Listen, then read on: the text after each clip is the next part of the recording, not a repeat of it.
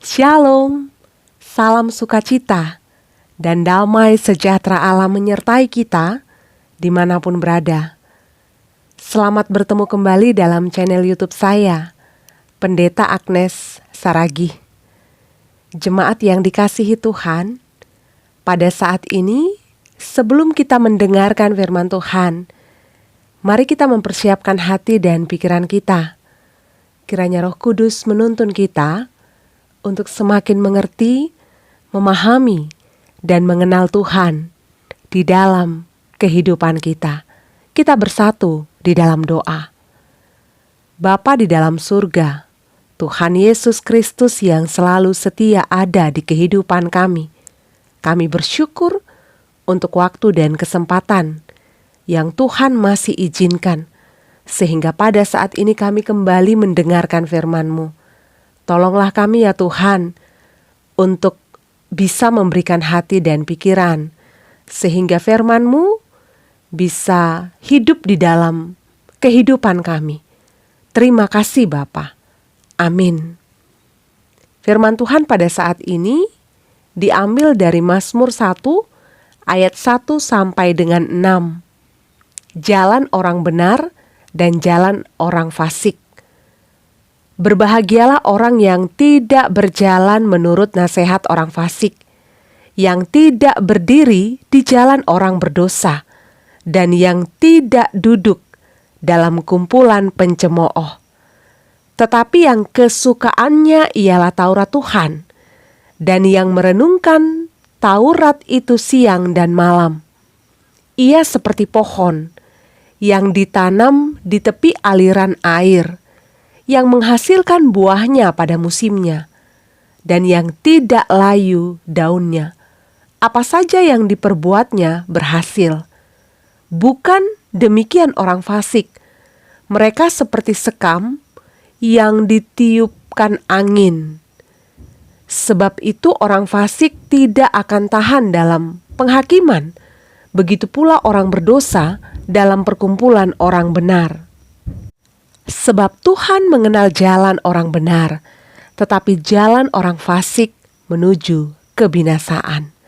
Jemaat yang dikasihi Tuhan, saya pernah membaca sebuah tulisan yang mengatakan, kebahagiaan tidak terletak pada harta, tidak pula pada penampilan diri, gemerlap perhiasan dan keindahan dunia. Kebahagiaan terletak pada hati dan jiwa yang dekat dengan Tuhan, yang disembahnya. Saya sangat setuju dengan pernyataan yang dituliskan dalam kalimat ini. Ya, walaupun tidak bisa kita pungkiri bahwa manusia memiliki pemahaman dan standar yang berbeda-beda tentang kebahagiaan. Sebagai contoh, ketika harta dan kekayaan merupakan sumber kebahagiaan, maka jangan heran kalau fokus dan tujuan hidupnya adalah bagaimana supaya menjadi kaya dan banyak harta. Bisa jadi segala cara menjadi halal, karena konsep bahagia itu adalah banyak harta. Ketika sumber kebahagiaan adalah penampilan, maka seseorang akan berusaha untuk terlihat indah, mewah, dan mempesona. Barang mahal dan bermerek akan menjadi sasaran, karena baginya penampilan adalah yang utama. Saat penampilannya lebih dari orang lain, ada sebuah kebahagiaan yang muncul dari dalam dirinya. Kemudian ketika sumber kebahagiaan adalah kesederhanaan, nah ini agak berbeda ya. Orang seperti ini gak akan pusing kalaupun baju yang dipakainya bermerek Monja, atau barang yang dipakai tidak semewah orang lain. Dan kehidupan yang dijalani biasa-biasa aja. Karena baginya sederhana tidak membuat orang kehilangan kebahagiaan. Kemudian ketika sumber kebahagiaan adalah keluarga, maka seseorang akan berjuang untuk kebahagiaan keluarganya.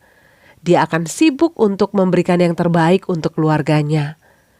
Namun, firman Tuhan yang akan kita dengarkan pada saat ini akan menuntun dan membimbing kita kepada sebuah pemahaman yang benar tentang kebahagiaan. Sehingga ketika kita ingin bahagia atau sedang merasa bahagia, kita tidak berada pada kebahagiaan yang salah. Atau dengan kata lain, kita tidak sedang berada pada jalan kehidupan yang salah. Jemaat yang dikasihi Tuhan, Mazmur yang menjadi bahan perenungan kita pada saat ini merupakan mazmur pengajaran tentang yang benar dan yang jahat, tentang berkat dan kutuk, hidup dan mati.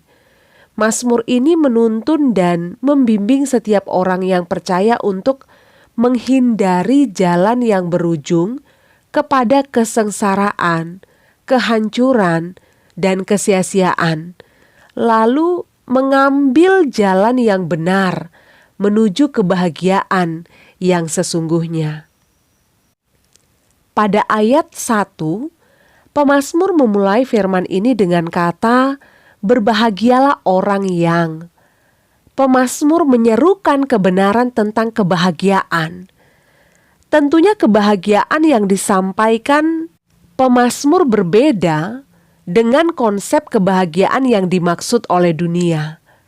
Pemazmur ingin membawa kita ke dalam sebuah kebenaran tentang kebahagiaan, di mana orang yang berbahagia adalah orang yang tidak berjalan menurut nasihat orang fasik, tidak berdiri di jalan orang berdosa, dan tidak duduk dalam kumpulan pencemooh. Mari kita garis bawahi, kata tidak berjalan, tidak berdiri, dan tidak duduk. Ini adalah sebuah penekanan yang ingin menjelaskan kepada kita bahwa sebagai orang percaya, sebagai pengikut Kristus, kita harus memiliki sikap yang tegas untuk tidak memberi celah, tidak memberi diri, bahkan memberi waktu kepada nasihat orang fasik, kepada jalan orang berdosa, dan kepada kumpulan pencemooh. Mengapa pemazmur mengatakan demikian? Karena orang fasik adalah orang yang melakukan perbuatan yang bertentangan dengan persekutuan dan kesetiaan kepada Allah. Orang fasik adalah orang yang tidak tetap, orang yang tidak mempunyai tujuan tertentu, dan yang berjalan tanpa adanya aturan yang pasti.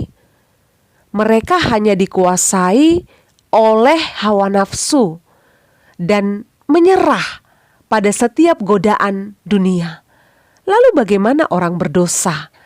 Orang berdosa adalah orang yang melakukan pemberontakan kepada Allah dan melakukan apa yang diinginkan oleh iblis atau sibolis, keinginan daging, dan lain-lain. Kemudian orang pencemooh adalah orang yang terang-terangan menentang apa yang suci, mengolok-olok kepercayaan, dan menjadikan dosa sebagai bahan tertawaan. Demikianlah jalan kejahatan itu menurun tajam ke bawah. Yang buruk menjadi semakin buruk. Orang berdosa menjadi penggoda-penggoda bagi orang lain, sehingga banyak orang yang mengikut ataupun menyembah kepada Baal atau berhala. Maka pemazmur dengan tegas mengatakan, jangan ikuti, jangan teladani hidup orang fasik, jangan melakukan perbuatan yang dilakukan orang berdosa, bahkan jangan masuk dalam kumpulan pencemooh. Kemudian, kata berbahagialah orang yang dilanjutkan pada ayat 2. Pemazmur mengatakan, orang yang berbahagia adalah orang yang kesukaannya ialah Taurat Tuhan dan merenungkan Taurat itu siang dan malam. Pemazmur menggunakan kata kesukaan. Kesukaan adalah suatu kata yang menunjukkan perasaan cinta dan kerinduan kepada seseorang. Pemazmur ingin menggambarkan bahwa ketika seseorang sudah menaruh rasa cinta, maka selanjutnya akan tumbuh kerinduan, tumbuh rasa ingin bertemu lagi dan lagi. Ada sebuah keadaan yang terus-menerus ingin dilakukan karena dasar cinta tadi. Dan sangat menarik ketika pemazmur mengatakan bahwa orang yang berbahagia adalah orang yang kesukaannya adalah Taurat Tuhan. Luar biasa.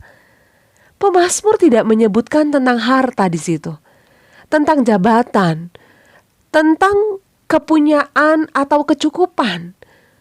Namun pemazmur mengatakan Taurat Tuhan. Tentu Taurat yang dimaksud di sini adalah firman Tuhan. Atau dengan kata lain, seluruh kehendak Tuhan yang sudah ditulis atau dibukukan. Jemaat yang dikasihi Tuhan. Selanjutnya pemazmur juga mengatakan merenungkan Taurat itu siang dan malam. Bisa dipastikan, kalau seseorang sudah suka, sudah cinta, pastilah akan terbawa pikiran. Sebentar-sebentar dipikirkan, mau makan kepikiran, mau minum kepikiran, mau tidur apalagi. Bisa jadi pikiran melayang-layang, terfokus kepada apa yang disukai. Sehingga apapun yang dia lakukan pasti sesuatu yang disukai itu muncul dalam pikirannya. Karena sulit memang untuk tidak memikirkan yang kita sukai, yang kita cintai, dan yang kita rindukan. Lalu apa yang disebutkan pemazmur ini sangat tepat sekali, bahwa kesukaan terhadap firman Tuhan seharusnya membuat kita terus-menerus memikirkan, terus-menerus merenungkan firman itu dalam setiap kehidupan kita. Siang dan malam itu mewakili keseluruhan hidup kita. Pagi kita mengawali hari dan malam kita menutup hari. Mari hadirkan, pikirkan, renungkan firman Tuhan di dalam hidup kita. Lalu pada ayat 3, pemazmur menjelaskan kehidupan orang yang berbahagia. Gambaran orang yang berbahagia diumpamakan seperti pohon yang ditanam di dekat aliran air.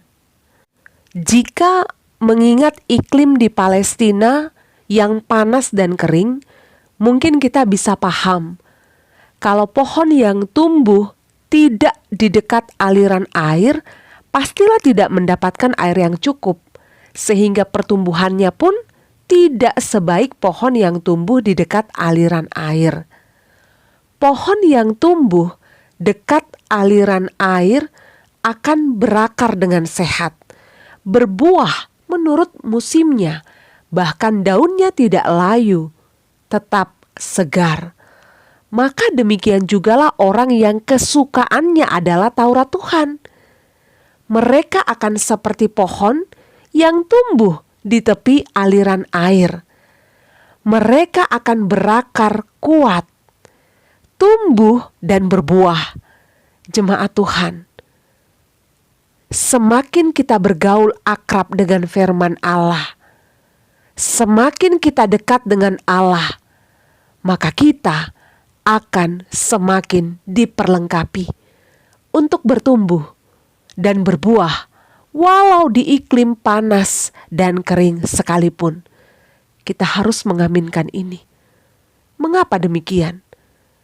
Karena kita adalah pohon yang ditanam oleh Allah, dipelihara dan dirawat oleh anugerah Allah, dijaga dan diperhatikan dengan kasih sayang, sehingga kita disanggupkan untuk terus bertumbuh dan memberi buah yang baik.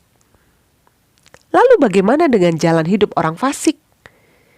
Jemaat yang dikasihi Tuhan, pada ayat 4 sampai dengan ayat 5, pemazmur menjelaskan dengan tegas bahwa jalan hidup orang fasik seperti sekam yang ditiupkan angin. Sekam itu sama seperti dedak, jerami, dan debu yang kosong dan tidak bernilai. sangat bertolak belakang dengan jalan hidup orang benar. Orang benar seperti pohon yang berharga, berguna, dan pastinya berbuah. Namun jalan hidup orang fasik tidak berguna seperti debu yang disapu bersih oleh pemilik rumah. Bahkan di pandangan Allah pun mereka tidak berharga. Sekalipun bagi mereka sendiri, diri mereka itu bernilai tinggi dan berharga. Namun sebenarnya kehidupan mereka adalah kesia-siaan. Kehidupan mereka adalah kehidupan yang mudah diombang-ambingkan oleh angin dan godaan. Mereka tidak teguh dan tidak berisi. Bahkan disebutkan bahwa orang fasik tidak akan tahan dalam penghakiman dan perkumpulan orang benar. Dan pada akhirnya pemazmur menyimpulkan pada ayat 6, Tuhan mengenal jalan orang benar, karena orang benar kesukaannya adalah Taurat Tuhan, dan orang benar berjalan dalam terang firman Allah. Orang benar akan selalu menghadirkan Allah dalam hidupnya, sebab Allah adalah pandu saat melewati jalan kehidupan. Sementara orang fasik jalannya menuju kebinasaan, sebab kehidupan yang mereka jalani adalah kehidupan yang jauh dari Tuhan. Tidak ada kebenaran, tidak ada kasih, bahkan tidak ada Tuhan di dalam hidup mereka. Maka binasalah mereka. Jemaat yang dikasihi Tuhan, melalui firman yang sudah kita dengarkan di atas, maka pada saat ini kita sampai kepada sebuah perenungan yang boleh menjadi pegangan untuk semakin menghantarkan kita kepada pengenalan yang benar akan Allah. Yang pertama, pahamilah kebahagiaan yang benar. Kalimat ini tentunya ditujukan untuk saya dan semua para pendengar dimanapun berada. Tuhan mengajak kita semua untuk menjadi orang yang berbahagia. Sekali lagi saya menegaskan bahwa bahagia yang dimaksud bukanlah seperti apa yang dimaksudkan oleh dunia. Bagi dunia, memiliki harta, hidup sukses, menjadi terkenal dan disukai banyak orang, menjadi orang penting dan dihormati banyak orang, tentu masuk ke dalam kategori bahagia. Namun mari kita lihat fakta yang berbicara. Jika kekayaan bisa membuat orang sangat bahagia, tentu Adolf Merkle yang menyandang gelar orang terkaya di Jerman tidak membunuh dirinya sendiri dengan menabrakkan badannya ke kereta api. Jika ketenaran bisa membuat orang bahagia, tentunya Michael Jackson, penyanyi terkenal di USA, tidak akan minum obat tidur hingga overdosis. Kemudian jika kekuasaan bisa membuat orang bahagia, tentunya G. Vargas tidak akan mati bunuh diri dengan menembak jantungnya sendiri. Bahkan jika kecantikan membuat orang hidup bahagia, tentu Marilyn Monroe tidak akan meminum alkohol dan obat depresi hingga overdosis dan menewaskan dirinya. Dari secuil kisah di atas, ternyata bahagia atau tidaknya hidup seseorang itu bukan ditentukan oleh seberapa kayanya dia, seberapa tenar dan terkenalnya dia, seberapa cantiknya dia, dan seberapa hebatnya kekuasaan yang dia miliki. Dunia tidak akan mampu memberikan kebahagiaan yang utuh dalam kehidupan manusia. Dunia, semegah dan semewah apapun, tidak akan mampu mengisi keinginan manusia secara utuh. Nikmat dunia selalu menyisakan kekosongan untuk iblis bekerja, kemudian menyeret kita kepada kebinasaan. Kita harus memahami dan meyakini bahwa bersama Allah, kekosongan dalam hidup manusia akan menjadi utuh dan penuh. Hanya di dalam Allah keinginan manusia yang tidak ada batasnya itu ditaklukkan. Mari kita aminkan itu dalam kehidupan kita. Kemudian, yang kedua, jadilah orang yang berbahagia.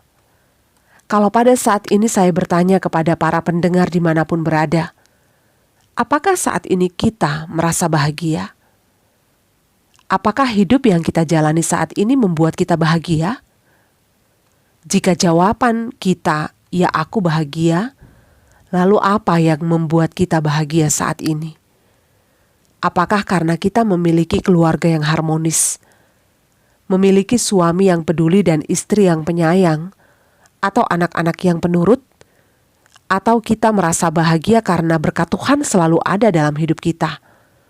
Bahkan kita juga sehat-sehat jauh dari penyakit.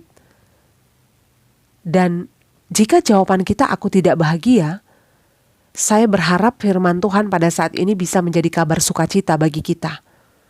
Mari kita mengingat kembali apa yang sudah dikatakan oleh firman Tuhan tadi. Orang yang berbahagia adalah orang yang tidak berdiri, tidak berjalan, tidak duduk dalam kehidupan orang fasik, orang berdosa dan orang pencemooh. Dengan kata lain, untuk menjadi orang yang berbahagia, kita harus memiliki sikap yang tegas untuk mengatakan tidak kepada jalan hidup orang fasik. Untuk tidak mengikuti gaya hidup orang fasik yang tidak tahan terhadap godaan, yang begitu mudahnya terombang-ambing oleh nikmat dunia. Kemudian untuk menjadi orang yang berbahagia, kita harus menempatkan Taurat Tuhan dalam hidup kita. Kesukaan kita adalah Taurat Tuhan. Merenungkan Taurat itu siang dan malam, ini yang harus kita lakukan. Jemaat Tuhan, jalan untuk kebahagiaan yang sesungguhnya telah dibukakan Tuhan dalam hidup kita. Terkadang tanpa kita sadari sesungguhnya Tuhan sudah menyediakan kebahagiaan itu dalam hidup kita. Namun kita sering mempersulit keadaan kita sendiri dengan segudang keinginan dan kemauan kita. Kita sangka uang adalah sumber kebahagiaan. Nyatanya itu salah besar. Karena uang bisa membeli tempat tidur yang mahal, namun uang tidak bisa beli tidur yang nyenyak. Uang bisa beli makanan yang enak, tapi uang tidak bisa beli selera makan. Uang bisa membeli buku sampai 1 truk, tapi uang tidak bisa membeli pengetahuan. Pun demikian banyak orang yang menghalalkan segala cara supaya beruang. Maka pada saat ini, mari kita renungkan bersama-sama. Jika memiliki keluarga harmonis adalah kebahagiaan, jika memiliki harta berlimpah, uang banyak adalah kebahagiaan. Bahkan jika hidup sehat adalah kebahagiaan, mungkin itu manusiawi.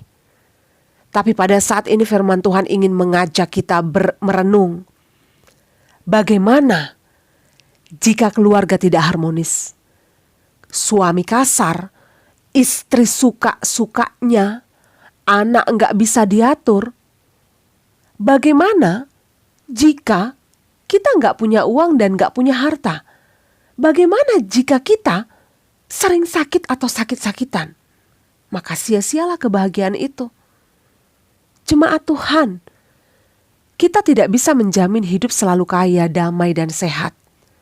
Firman Tuhan pada saat ini memberikan jaminan kepada kita bahwa orang yang kesukaannya adalah Taurat Tuhan, walaupun hidupnya tidak banyak uang, dia pasti bisa bahagia. Sebab Tuhan yang adalah sumber sukacita memberikan rasa cukup, memberikan rasa syukur dalam hidupnya. Orang yang kesukaannya firman Tuhan, walaupun hidup keluarganya tidak selalu harmonis, ia tetap bisa bahagia. Sebab Tuhan kasih hati yang mau memaafkan, hati yang mau mengasihi, walau kadang tersakiti. Dan orang yang kesukaannya firman Tuhan, walaupun fisiknya sakit, ia tetap bisa bahagia. Sebab Tuhan kasih sukacita, Tuhan kasih kekuatan untuk bisa mengendalikan hati dalam keadaan yang tidak terkendali. Maka jangan tunggu nanti atau esok. Saat ini, ketika engkau mendengarkan firman Tuhan untuk menuntunmu kepada kebahagiaan, katakanlah kepada Tuhan, "Ya Tuhan, aku mau hidup bahagia. Aku mau hidup di dalam firman Tuhan, menghadirkan Tuhan dalam hidupku, dan mengasihi Tuhan seumur hidupku." Amin. Kita bersatu di dalam doa. Terima kasih ya Tuhan untuk firman yang sudah kami dengarkan. Di dalam keterbatasan kami untuk memahami firman-Mu, mengerti firman-Mu, kami percaya Roh Kudus Tuhan bekerja, memberikan pengetahuan kepada kami, memberikan hikmat kepada kami, sehingga kuatlah kami ya Tuhan, untuk tetap menghadirkan Tuhan dalam kehidupan kami, sebagai orang yang percaya, sebagai orang yang mau hidup di dalam kebahagiaan. Kami mau firman Tuhan menjadi kesukaan yang kami renungkan siang dan malam. Tolong kami ya Tuhan. Terima kasih Bapa, ini doa kami. Di dalam nama Tuhan Yesus kami berdoa.